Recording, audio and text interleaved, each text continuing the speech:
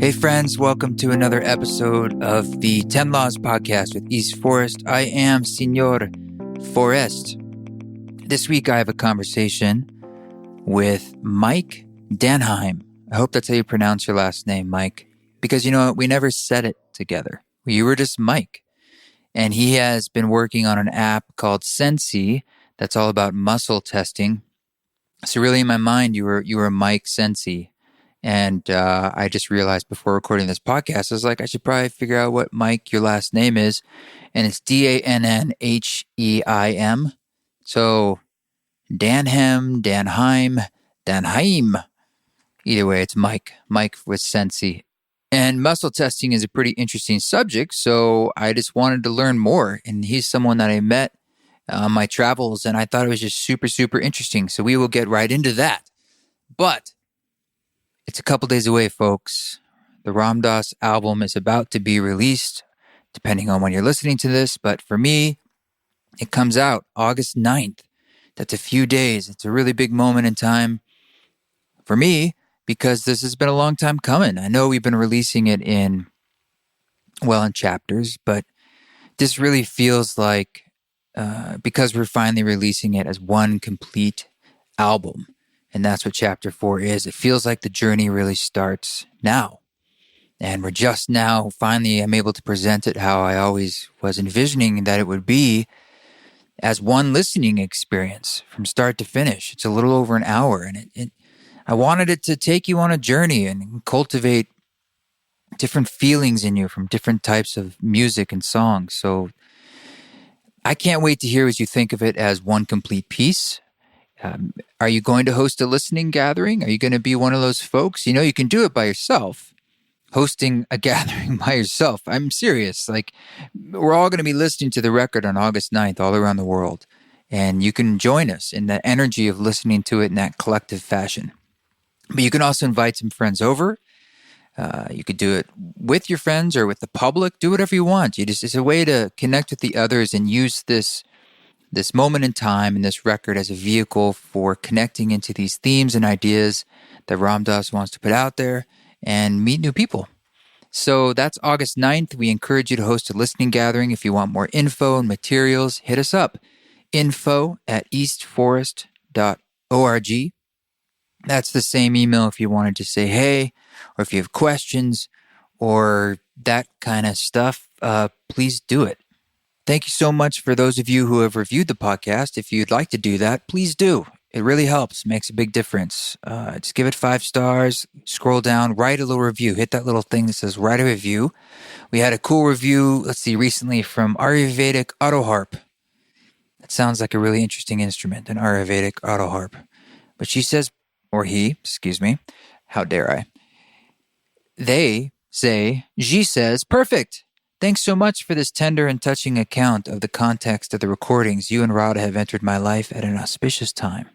I'm assuming that is referring to the episode that was the story of recording Ram Dass, perhaps. But thank you very much, Ayurvedic Auto Harp. I appreciate the comments, and I love hearing from folks out there. Obviously, face-to-face is great, but it's great to receive messages, too. I just got back from Vermont. I did a little private event out there that was outdoors. That was pretty sweet. And I'll be back in Vermont in mid-September in Burlington playing. But all that's over at eastforest.org, where it's all the other live dates and stuff. We still have a couple spots left for the East Forest retreat in southern Utah.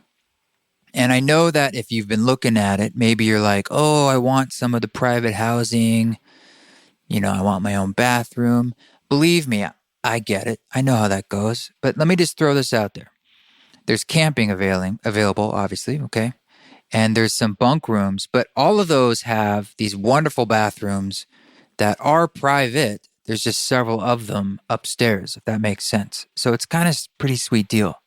And we do have a few off-campus spots, places to stay, other properties just nearby that those just opened up. So you could email us. If you go to eastforest.org, again, hit the retreat tab, reach out, and we can give you more info on what those are and the pricing and see if that's a good match for you. Because I would like you to come if you're feeling the draw.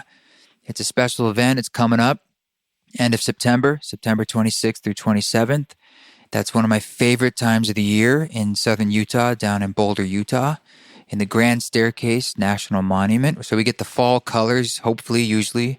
That's the peak of them on the mountain. And then we have, of course, the canyons. It's a great time of year to be in the canyons because it's nice weather, but not too hot, not too cold.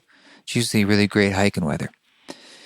So join us. It's a time for wilderness and meditation and yoga and, of course, lots of music and socializing and partying and dancing and relaxing and connecting and dreaming and stargazing and saunas. What more could you want, folks? Sounds like a good combination to me. Okay, so this weekend when Ram Dass comes out, it's going to be, I'm on the podcast over at Raghu Marcus's podcast on the Ram Dass Network. It's called Mind Rolling, and that we'll talk about the record over there.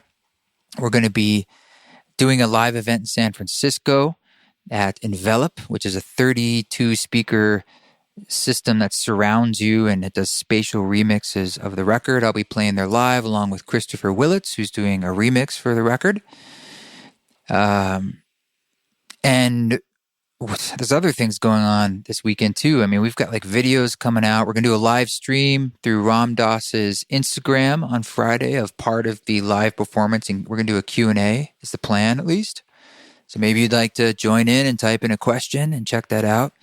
It should be around 9 p.m. Pacific time on Friday on Ram Dass's Instagram. And we're going to try and film it on another system and maybe put that up on Facebook, blah, blah, blah. You know how these things go. It's hard being a digital player, folks. It's hard to navigate these waters, but it's fun. I'm just excited that the meat of the experience, the foundation of all of this, the record itself is coming out. And it's my 20th release as East Forest. And every time I do it,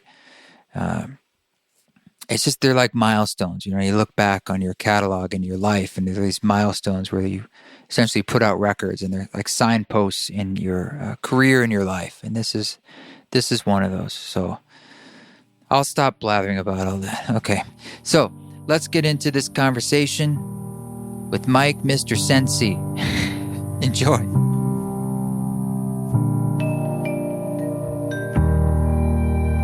The universe is a manifestation of the One.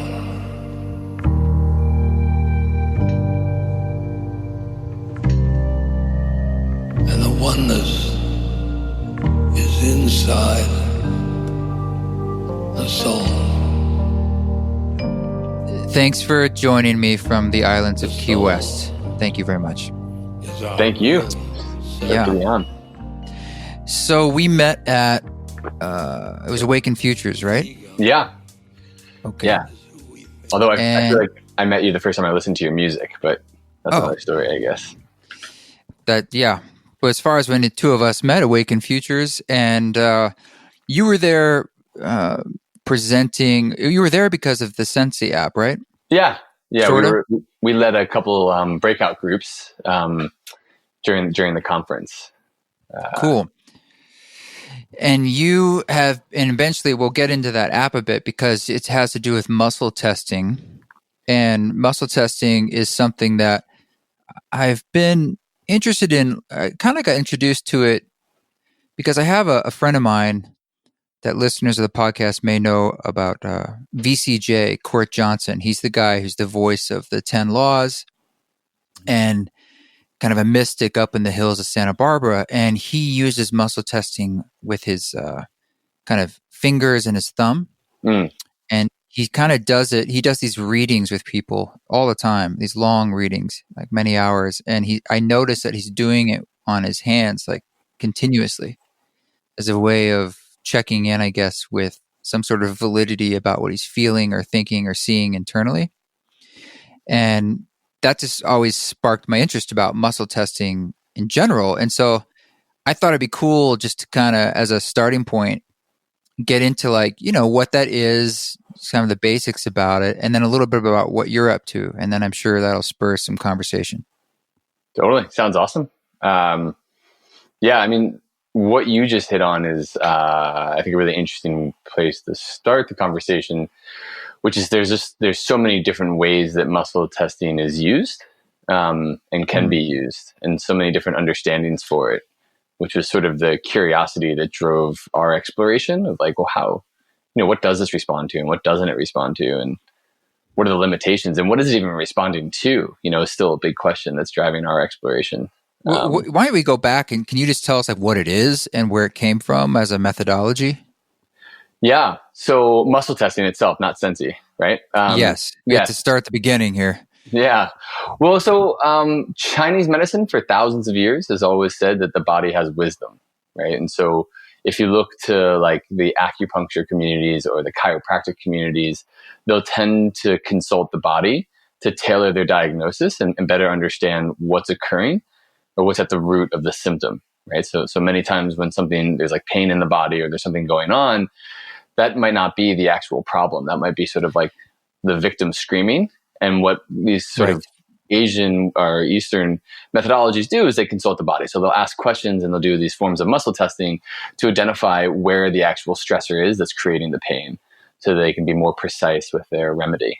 And so, so Chinese medicine, I'm not sure the exact point that it was born in Chinese medicine, but it was thousands of years ago. Mm-hmm. But it showed up in the West in the early 1900s at Harvard, actually. By this guy, Dr. Jeffrey Martin, totally different than the Dr. Jeffrey Martin at the Trans-Tech. Oh yeah. I was just thinking about that guy. Yeah, totally. He gave everybody a book. Yeah, exactly. That guy. Yeah. We actually did research with that guy, which I thought was so funny. I'm like, wow, we're doing research with Dr. Jeffrey Martin, but it's not the same one. What are the chances? Funny serendipity. But yeah, there was a Dr. Jeffrey Martin at Harvard in the early 1900s who was doing studies on infantile paralysis. So identifying the actual muscular group that was causing or affecting the paralysis of another muscle group. And so he started using muscle testing as a way to identify and help solve for that. And he's got some papers. I actually have links to his papers on our website, so you can see the papers that he wrote about it. But that was really interesting, right? And then from there, was that accepted at the time, or was that seem heretical, or was it sort of they're like, yeah, this is just another form of medical study? Right. I'm glad you asked that because I feel like that is part of the problem that muscle testing faced was longer term. So in the near term, what Dr. Jeffrey Martin was doing was accepted because it made sense. Like I think that the Western medical community could wrap their head around it, where it was like, oh, okay, so there's a muscle group that's deficient or it's not responding, so we're testing by pressing. And I think that was logical enough that people accepted it. It didn't involve anything to do with like, spirit or consciousness or energy. It was about muscular, abnormalities. And so it seemed to be accepted and it was used. And then, shortly thereafter, I'm going to just kind of skip over a couple other people, but get to the part where it starts to get interesting. You see Dr. Goodhart and Dr. Diamond. They start using it in chiropractic medicine. And Dr. Goodhart, by the way, I love that their last names are Dr. Goodhart and Dr. Diamond. I think that's really, I always feel like the universe is trying to tell us something, So Dr. Goodhart and Dr. Dannheim using it in the chiropractic community, and Dr. Goodhart actually uses it for the U.S. Olympic team. And Dr. Goodhart is really the first place that you start to see a medical doctor also start to use it for psychological purposes. So he starts using it to identify sort of the psychological root of different problems, that aren't as definable or as easily to get your hands around. And he was doing amazing work. He was doing work for the U.S. Olympic team. But it was around that time that then Dr. Hawkins, you're familiar with Power versus Force and that stuff? Well, that book, is something that Radha was really into. A few months ago, she was reading that. And tell us more. Yeah, just to differentiate, David Hawkins, not Stephen Hawkins. So we have that'd be pretty cool if Stephen Hawkins was muscle testing Stephen Hawkins. Now that would be a whole nother conversation. Totally. How that would even work. Yeah. Yeah. His eyelids. Oh, right. Yeah. I didn't think about that part. Right. Yeah.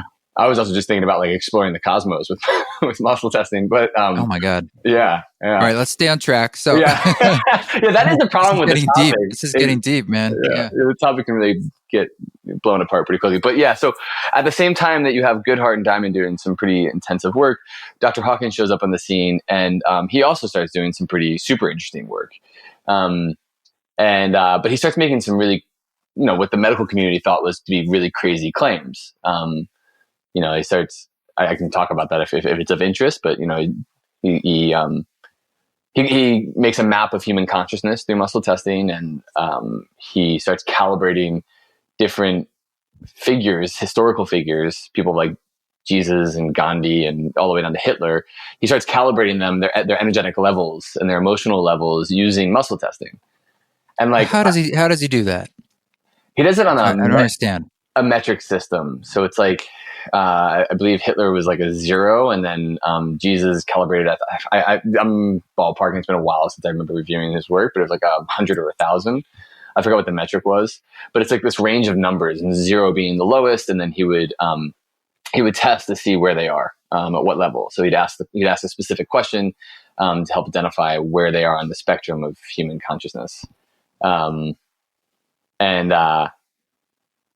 so just for context, right? I wear many hats, and so my like spiritual woo woo hat, like the open hearted hat, I'm like, that's super interesting. Like that's super interesting. I don't know how you validate that scientifically, but if there is a way to create a map of human consciousness, and like, to me, a map implies that you can help navigate people, right? Like, it doesn't imply of like defining and putting people in like a prison or whatever. It says like, oh, if you can identify where you are, you can get to a different place. So that's super interesting if you can do that. I just don't know how scientifically to validate that. And hopefully longer term, maybe we can do something, with our technology to help validate it. Who wouldn't want to know where they are and the levels of consciousness, right? Yeah. So that's Hawkins. And I think at that time, what happens, is that he starts making some pretty amazing claims around consciousness and muscle testing. And at the same time, you have quantum physics really starting to blow up too. And so he starts incorporating some of the quantum physics into muscle testing and using that as a way to explain how muscle testing is interacting with this field of consciousness that's all around us. And all of it sounds pretty interesting, right? And very plausible. But I think the scientific community had a hard time getting their head around it. Sure.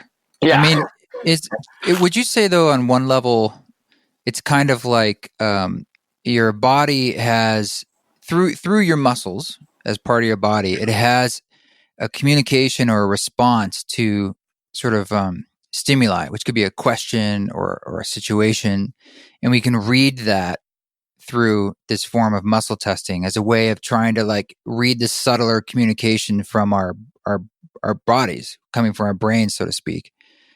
Like, does that seem kind of accurate if we're trying to just sum up? Like, I understand like there's all these different like offshoots we could go in on how we could use it or what it's actually communicating with, but it's actually like reading tension in a sense from our muscles.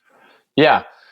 So we've done, what we just talked about aside, everything you just hit on, yes, it's true. And we've done a lot of heavy digging in the last couple of years to better understand what we're measuring. And what you just said is more or less right on it. And we have good neuroscience, good neurophysiology to really explain how the brain is interacting with muscle fiber. And there's already some really good existing research out there that shows, strong evidence for what we're measuring, which is how we've gotten some of the clinical relationships that we now have.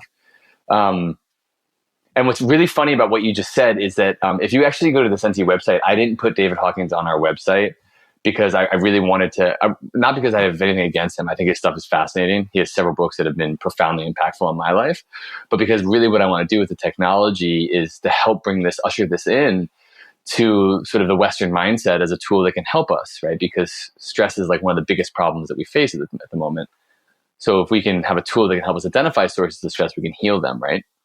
And so long story short, I didn't put David R. Hawkins on our website because I was afraid that it might create more harm than good. But the funny thing about this is, coming back to what you were just talking about, is that the more we've come to understand the technology, the more plausible some of the claims that Hawkins made might make sense. And sort of how there's a loop of energy between the cerebellum and muscle fiber called the gamma loop, which is really well documented.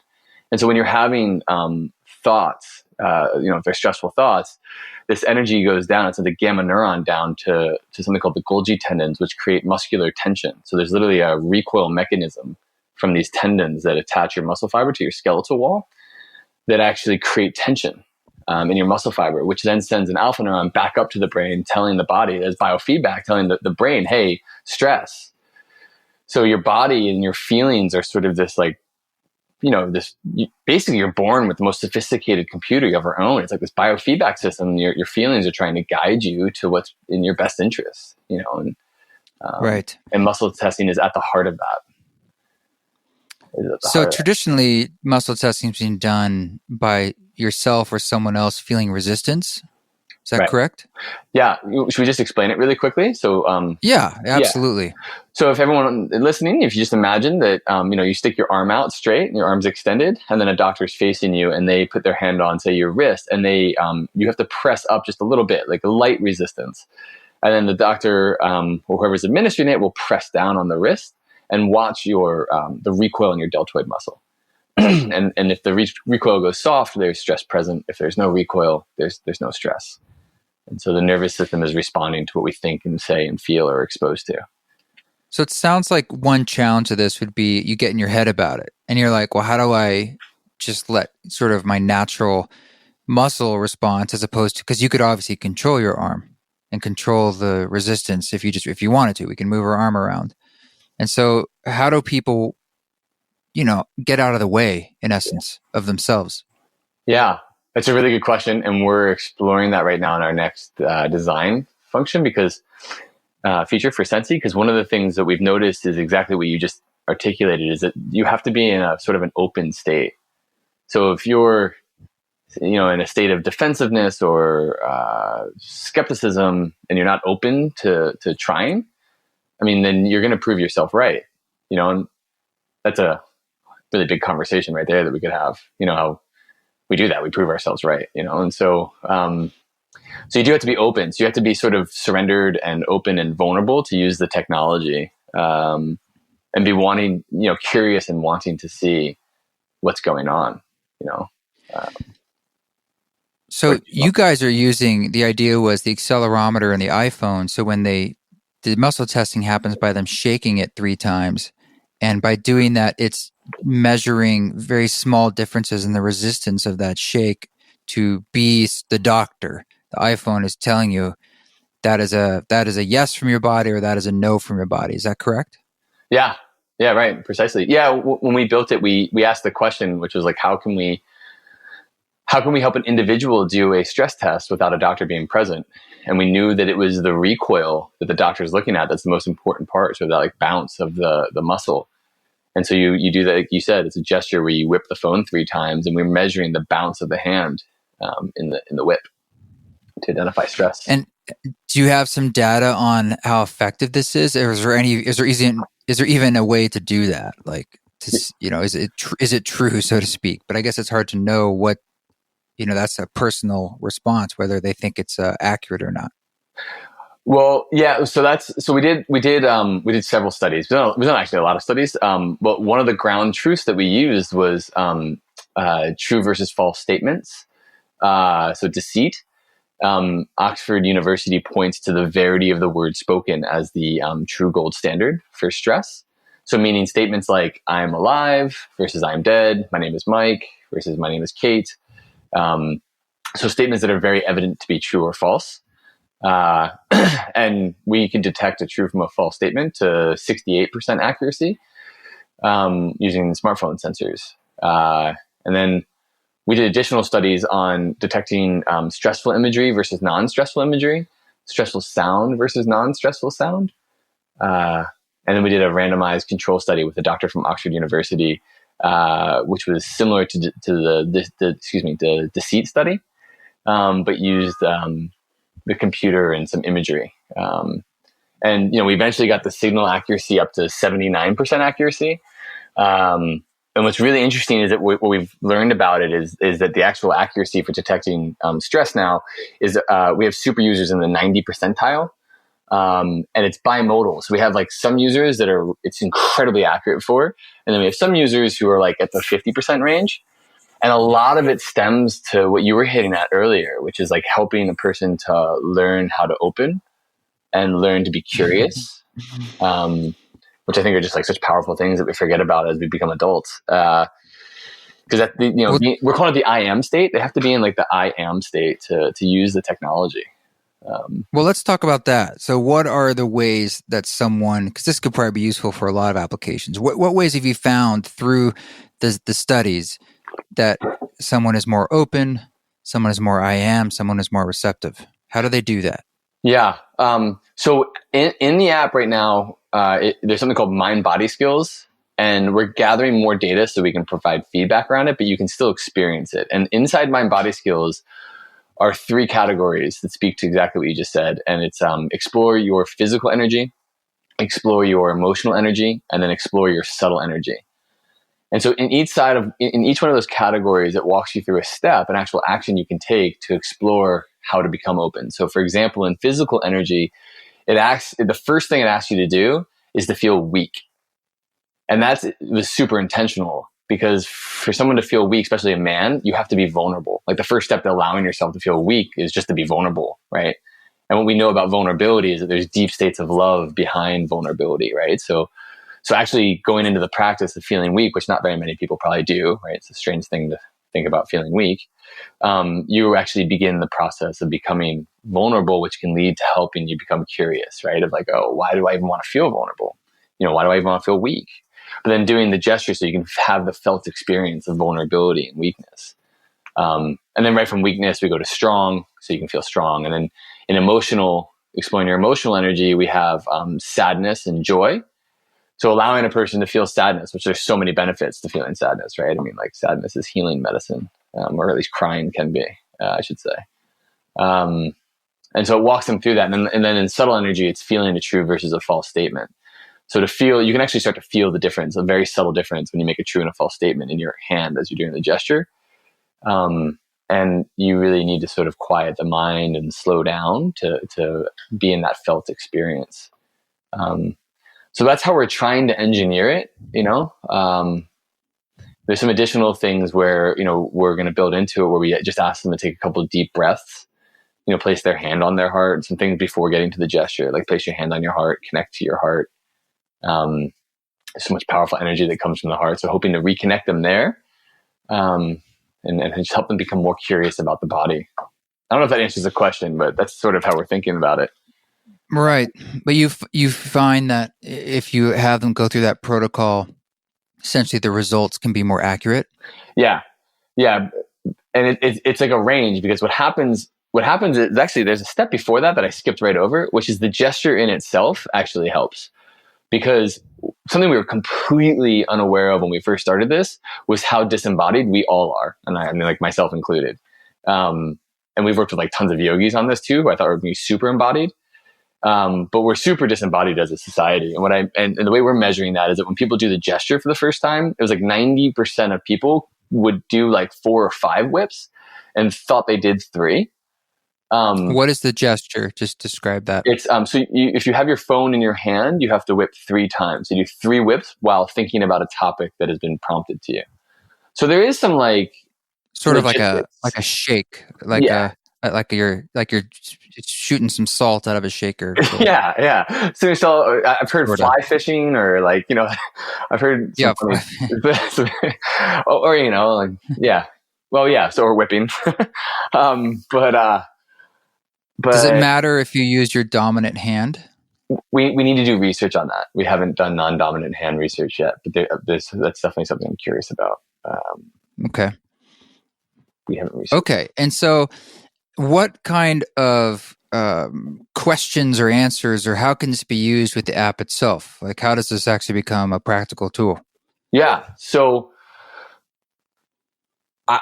in my mind, the vision is like emotional healing on a conveyor belt. Like anytime you feel like something's off, or you're like, whatever the feeling is, a feeling you don't like, you can check in, identify what it is, and then our future product will have lots of healing modalities in it. So you can pick the healing modality that works for you and have that experience with the device you already have, right? And more people own smartphones than health insurance, I think, in our country. So if we can get healing into a smartphone, how can that help? How can that help? Is my question. So that's the longer term vision. The current app has a stress meter in it, but it's basically like 8-9 questions where you can identify where stress might be coming from in your life that you might not be aware of. And we've heard a couple of really interesting things about how people are using it that I think is super cool. One, there's this girl, she's getting her PhD right now, and she's super stressed out, and she hasn't been able to sleep. And what she said she does with it, she uses it like a game. So when she identifies a source of stress, she'll sit there with whatever the topic is and do a bunch of deep diaphragmatic breath work or any other exercise that she might be practicing with, some sort of mindfulness technique. And then she'll check back in to see if the topic has changed. So she's shifting her relationship to this topic that might be affecting her adversely. And then she's able to sleep, which is amazing. I was super excited when I heard that one because sleep is so important. Yeah. So correct me if I'm wrong. Doesn't the app have like a series of like stock questions that you plug into one of those in a sense? Yeah, exactly. So we designed, that's actually what you just hit on is really important. And I probably should touch on that all the way back with the muscle testing part. What we learned in the process of developing the technology is that like one of the most important parts of muscle testing with our technology or without is how you phrase the questions. So like, what we know about muscle testing is that predicting the future, it's not really great at that. Like it doesn't necessarily know the future. So you need to orient the question to an outcome you're looking to understand. And so we did that with all those questions that you asked about. So when you log in, you can see the questions are all basically designed in a very specific way to help you understand. So for example, for work life, the statement is, I'm satisfied with my current work life. So we're asking the question, and we designed that question very specifically because that's the ideal, right? We should be satisfied with our current work life. And if we're not, there'll be stress associated with that. We'll pick up on it, and hopefully that'll help you gain a deeper insight to what's going on that needs to be changed. So what are the questions that are built into it right now? So what we did to help make this, clinically accepted is we took something called the perceived stress scale, which is a clinically validated stress scale, and then fitted the questions they have in that to our technology. So it's topics like work, finances, your well-being, self-esteem, intimacy, joy, family, flow, and autonomy. And then at the very top, there's just one general question called "It's how do you feel?" Which is just checking in to see if there's stress present. And if the point of that first question is if stress is present, now you can go through those other 9 to identify where it's coming from.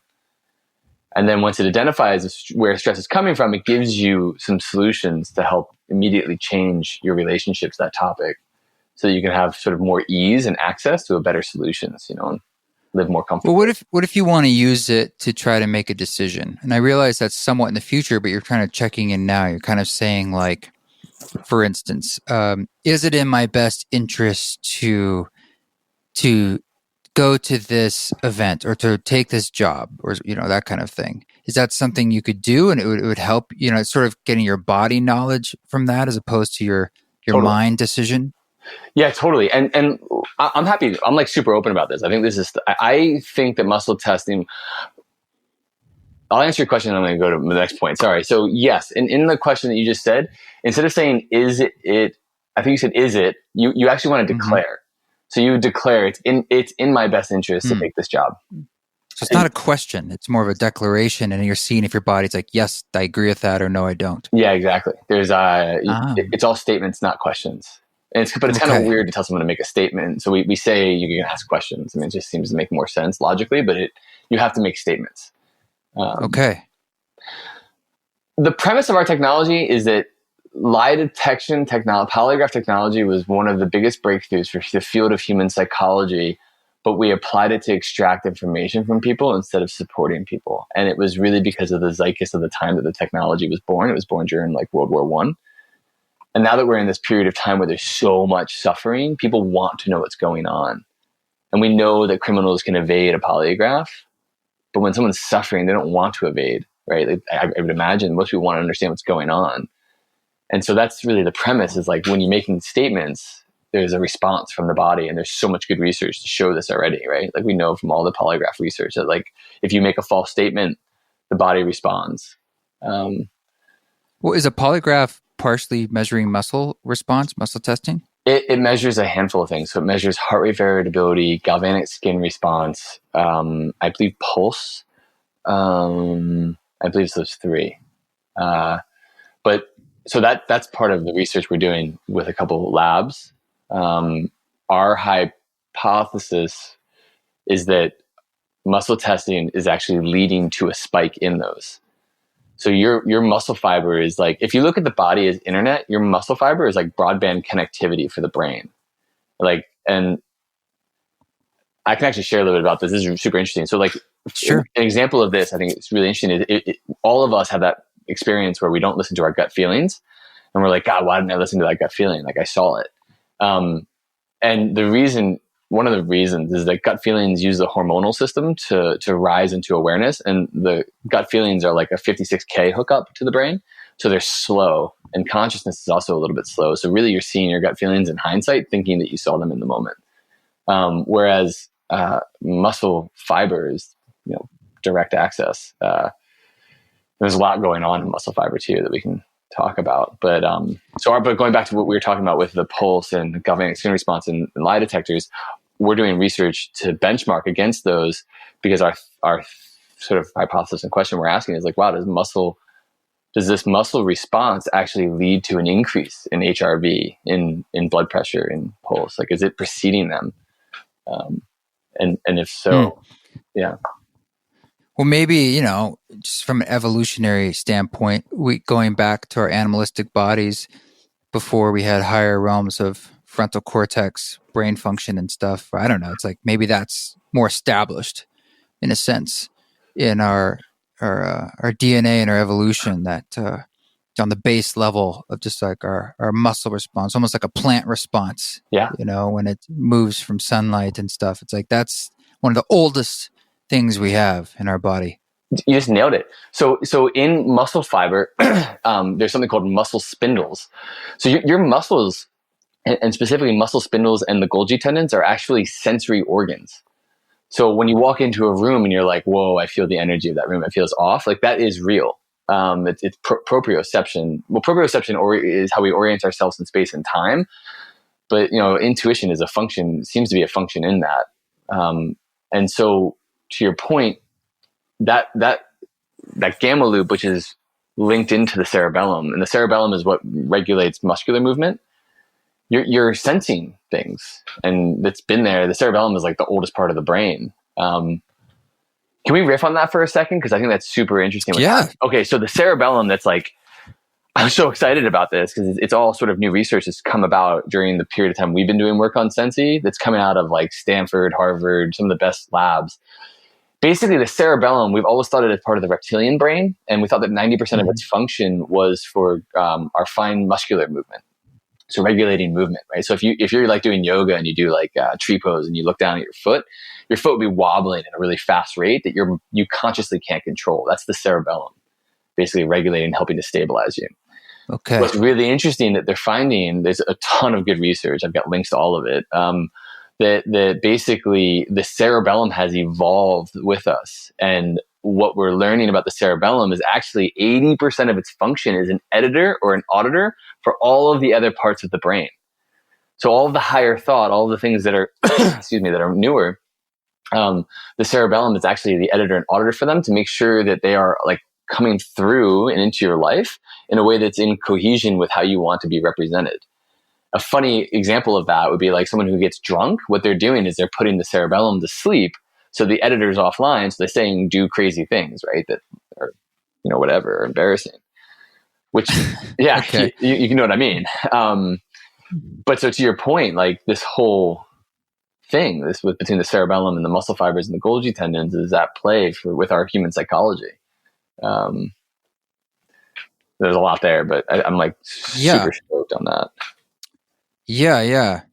So this is a quick side question. If it's only 60%, 70%, 80% accurate, is it something you could just repeat and then get an aggregate score? Or it's more like, well, but you haven't really set the stage in your body.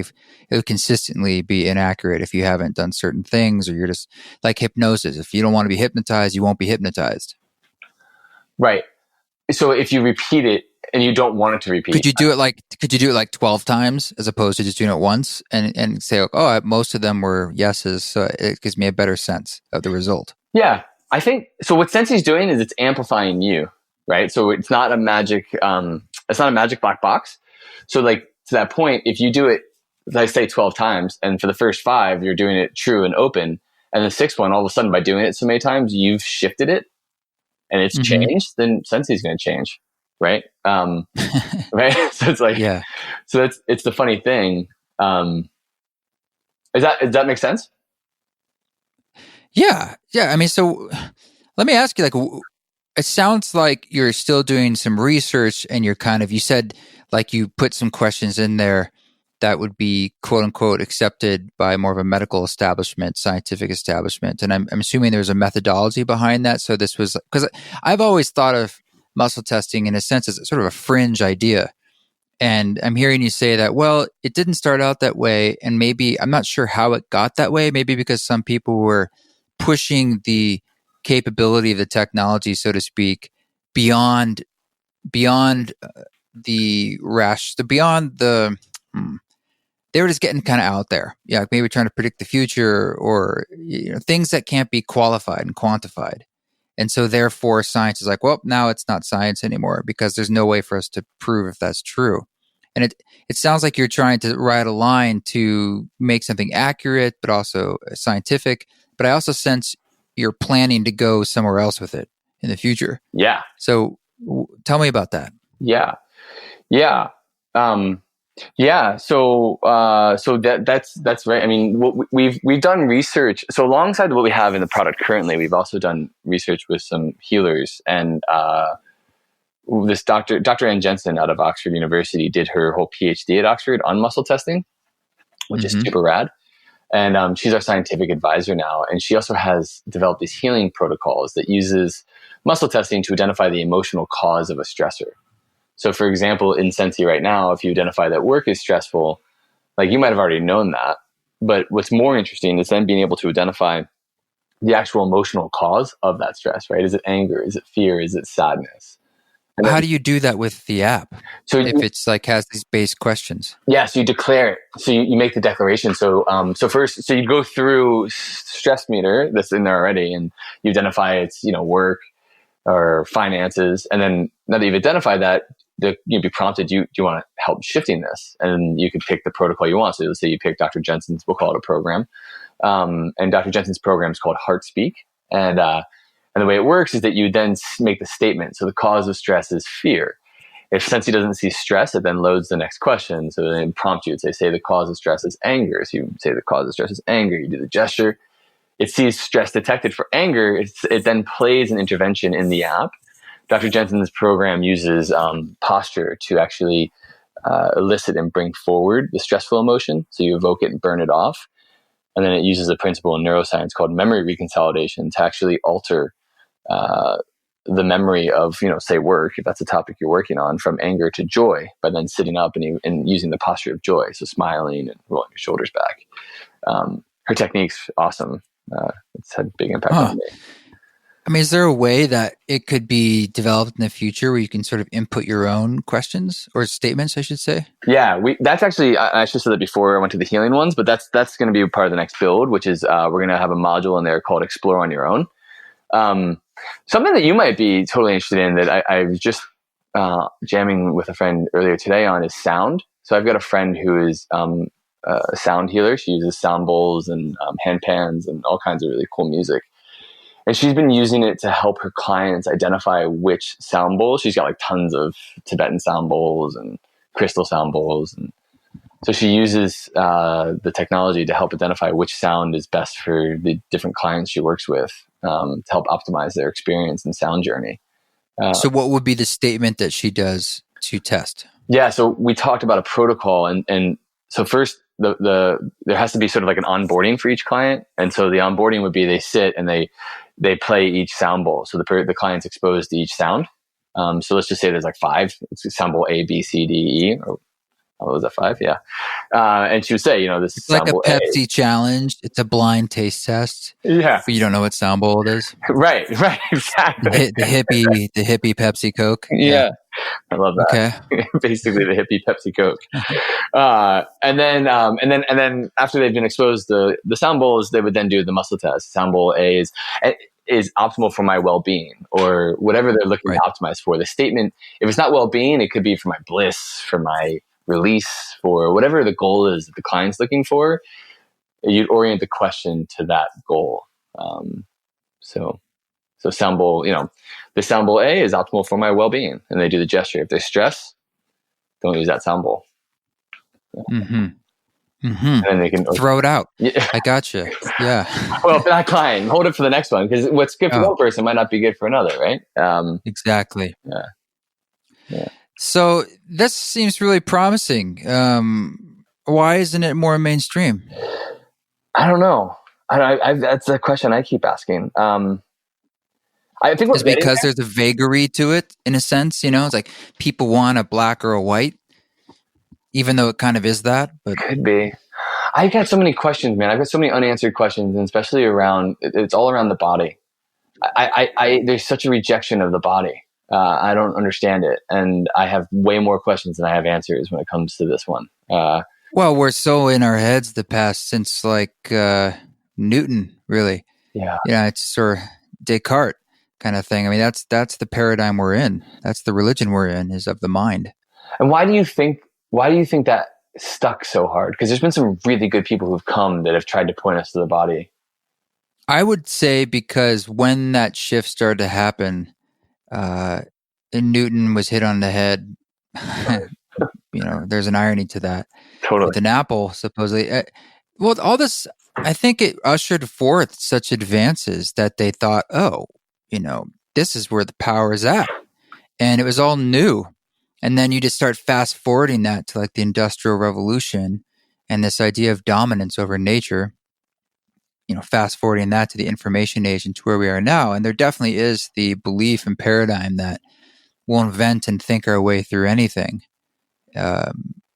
Because I was talking to Eric Davis yesterday. He's he's an author, thinkers talk. He was at the conference. Yeah. And we were talking about technology, and I'm going to bastardize the way he said it, but sort of like technology has taken the burden of our hopes for like this utopian future, because it's sort of like the obvious way that we do it in a way, and it sort of is always increasing. And so it takes the weight of, I'm not really saying what he said correctly. I have to go back and listen to it, but I think it's sort of like something we lean on really heavily. Yeah. And so, after a couple 400 years, we've kind of lost our way. Totally. Perhaps. Yeah. Like we got consumed by it. Yeah. And so we lost the memory and the tools of the body. Right. In the somatic sense of, God knows our bodies are usually, for a lot of folks, screaming at us in different ways. And what do? Even Western medicine just tries to stop it or put a Band-Aid, cover it up.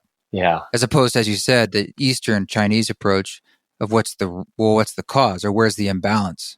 Right. Right. So maybe that's something to do with it there. Yeah. Yeah. Because I've just seen in developing this, it's we're almost 4 years now. And like in that process, just the amount of like rejection that I've been exposed to.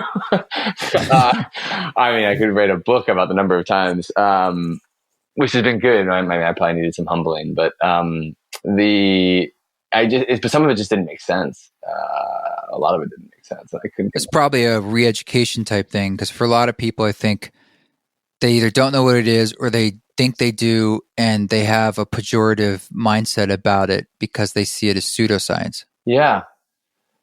100%. And I feel like I also wonder inside of what you just said too. So that's definitely a part. And then also I'm really wondering too, how much emotional trauma is creating this like collective fear around the body. Because we've been I think about like some bigger themes around it with like the Industrial Revolution and like emotions during this time. That emotions aren't very profitable, right? And so they're looking for mass efficiency. So they just were shoving people into a desk and in this way, sort of cutting them off from their bodies by just having them stare at a computer or whatever it was they were doing. And now we're dealing with sort of the baggage from this like massive desire to optimize and go for efficiency has left us with this emotional baggage where we've rejected the body and we've rejected our feelings. And then we have like lots of trauma. And so, and then in that, where there's people who are starting to awaken and they want to look at it, but there's also still this like layer that we're trying to cut through, to come back to the body. And my, I really feel like our mutual friend, Ian Finn, says it, right? So how we treat our bodies, how we treat ourselves is a reflection of how we treat our communities, and how we treat our communities is a reflection of how we treat our earth and our environment. So if we're all in rejection, collectively of the body and treating ourselves well, all these other problems are sort of stemming from that, potentially. I just thought I'd philosophize for a minute there. Sorry. Yeah. Well, it's the more we're in our minds, I think the more separate we feel. And probably the more we're in our bodies, the more connected we feel to our environment. And at the end of the day, we are the environment. And again, it goes back to this, I think, therefore I am sort of, I don't know, Cartesian thought. And that is the religion, that is the dogma that we're in. And so we're climbing uphill in order to convince ourselves and others that there's more to the picture, or that what you feel and your intuition and your body knowledge and this sort of thing has value. Yeah. It's scary for people too, because, from a medical standpoint, there's this mountain of evidence for traditional Western medicine, the kind of statistics about how well it works and all this kind of stuff. Hey, buddy, you there? I think I lost you. Oh, you back? Yeah, there you go. Sorry about that. From a medical standpoint, is where I lost you. I don't know what that was. Sorry about that.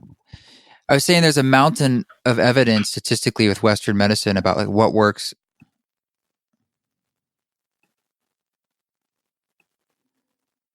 Well, you're grayed out. Test. Waiting for you to come back here. Hey, can you hear me? Might be an internet thing on your end. You're back? Yeah, I'm back. I'm on full. I don't know what happened there. Sorry. It might be internet slow or something on your end. Oh, no.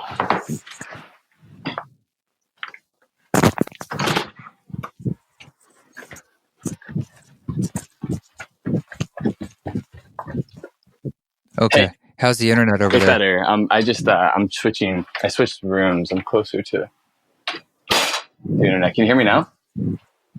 Yeah. This is better. I think when it just grays out like that, it's just a dropout, but hopefully it's going to work out here. Yeah, I think I lost you at medical community. Yeah. The Western medical world has such numbers and data, and it's so precise that it can be scary for people to trust outside of something that maybe has less research and data too. Because they're like, oh, I take this pill, I have a 62% chance of success, and there's 10,000 subjects who have taken it, or 100,000. Whereas they're like, but there's this other side of the picture with Chinese medicine, for instance, where they're like, well, it's been around for thousands of years, but we don't have the studies to tell you.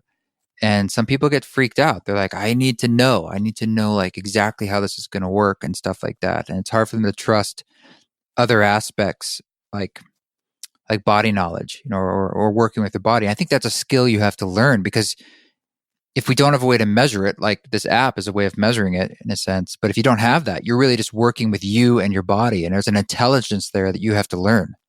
Yeah, totally. That's really powerful what you just said. And I feel like that's a huge part of it, right? And like faith, we know that faith is a healing power. And there is a lot of fear around that. I haven't thought about that way, the way you just described it, but that's a good one.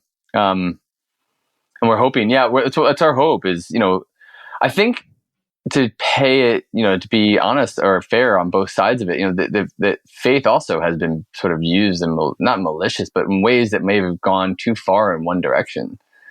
Some claims have been made that are crazy, Sure. And that happens obviously in the new age wellness movement all the Oh, time. So it's like you're kind of towing a line here in different worlds. And I think I'm sensing that's like, one side wants it to be on one side of the spectrum, and the other one is like, oh, and it can do this and this and this. And you're like, well, hold on. yeah. Like, don't just throw things around. Like, let's be accurate, and let's try to make something that's grounded in some results for people. Yeah. Yeah. And let's figure out what the body can and can't do. I mean, it's amazing some of the things that we're starting to learn about it. Let's really Yeah. understand it better. One thing I wanted to touch on, you were sharing on earlier that I think is super helpful to bring into the picture when you're talking about Descartes and some of the baggage we're dragging with us. There was a guy, he was like one of Einstein's good friends. His name was Dr. Manfred Kleins. And he created some really fascinating technologies like the ultrasound, and he helped build some really interesting technologies to help computers interpret sound. You'd actually I think you really dig him given your work. But he did this work. It was called sentic cycles. Sentics were the science of sensing emotions. And I'll just do one of his exercises right now. It's really interesting. So if you put the palm of your hand out, so just take your left hand and extend it flat, and then use your right index finger and start to just rub the palm of your hand with your right index finger. I can barely reach it. Yep. Perfect. You made contact, yeah? I have all these broken bones in this arm. Well, not anymore, but all the scar tissue. But I'm doing it. Oh, no, I'm I didn't know that. Sorry, man. Well, if this puts you in a bad position, don't do it. This is good therapy. Okay, all right.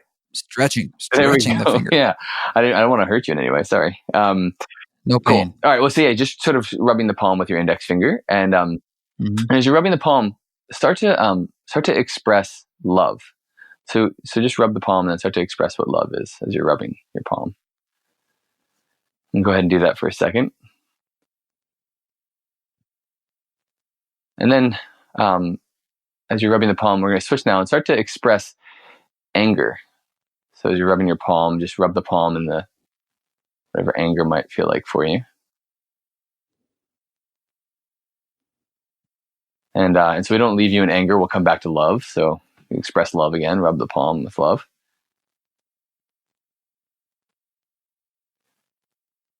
Okay, and then we'll stop that. And so, first off, how was that experience? Before I say anything, Simple. Were you able to express love and anger? Did you have a felt experience?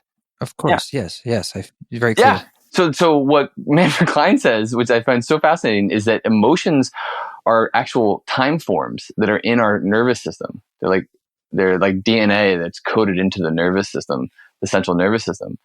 And so if they weren't already in you, I would have had to tell you how to express. No one had to tell you how to do that. You just were automatically able to express them. Right.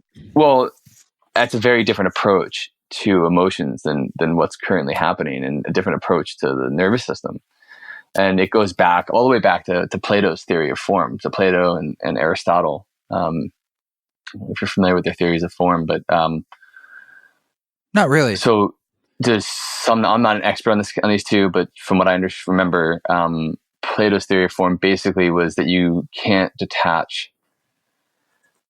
So like you can't detach the form. So I'm sorry. Let me get. Yeah, Plato's theory of form was that these forms in our life are what we see in our life are not actually the actual form. They're shadows of the form, and the truest form is thought. So in the realm of thought or ideas, that is real form, and all these other things are shadows of the thought.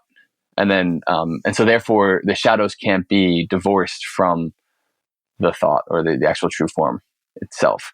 Whereas Aristotle said they can be. And Aristotle's theory of form is what gave birth to duality and dualism and materialism in the world that we know. Whereas Plato's original theory of form was that they're one and the same, and it's this sort of universal idea of oneness and unity.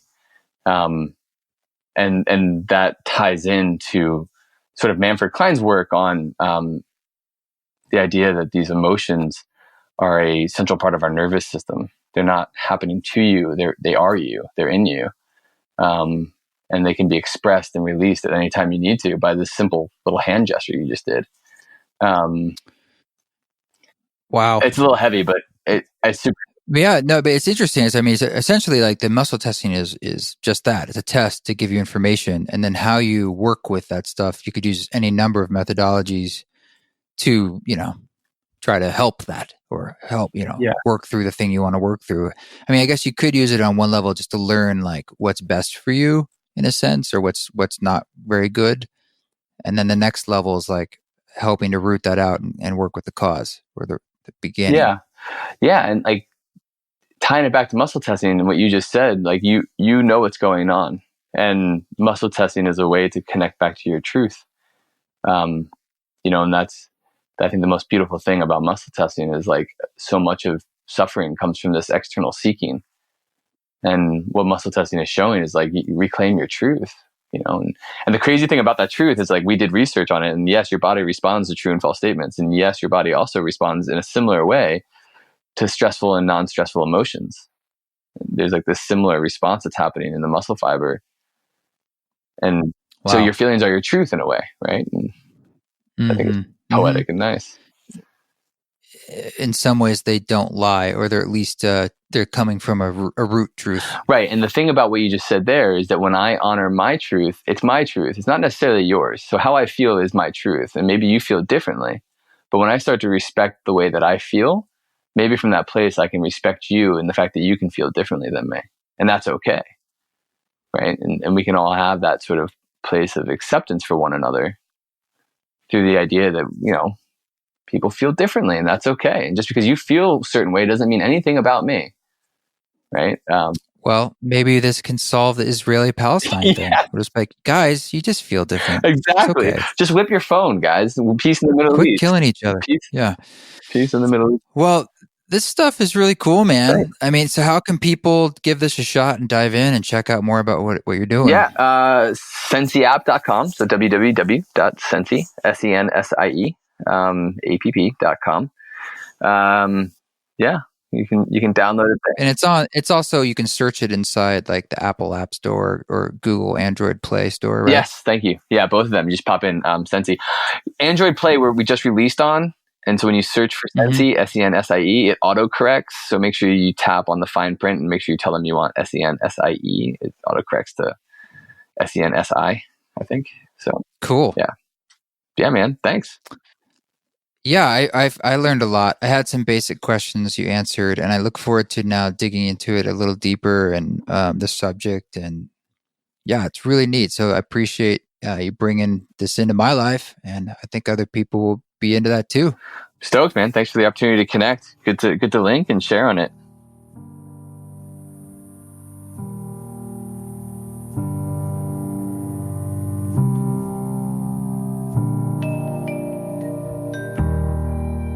Okay. Well, there it is. Go get your muscle testing on. Check out the Sensie app. It's pretty interesting.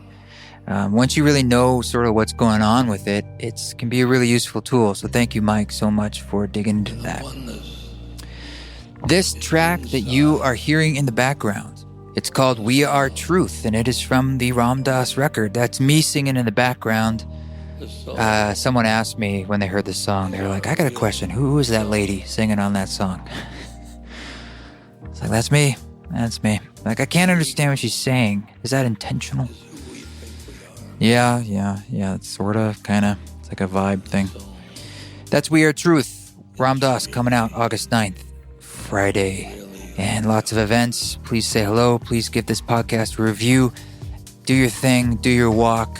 Keep walking that walk. When you take shit, and you probably will, do it with grace, folks. Do it with grace. Soul comes from the One, from the God. And we are spiritual beings visiting humanity.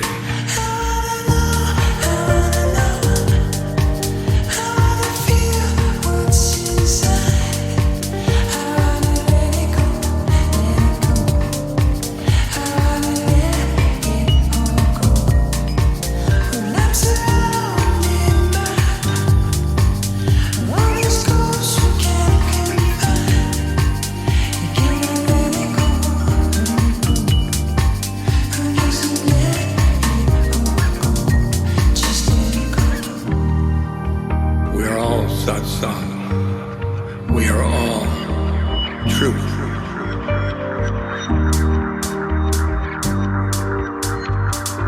We are all truth.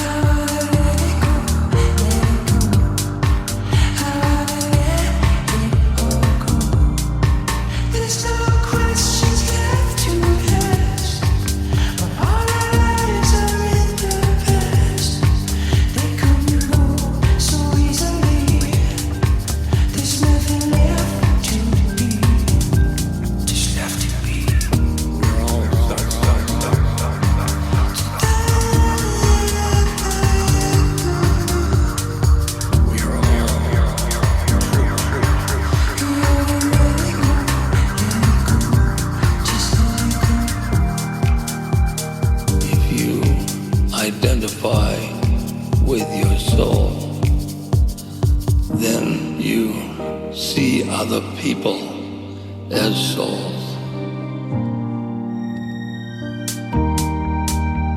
And souls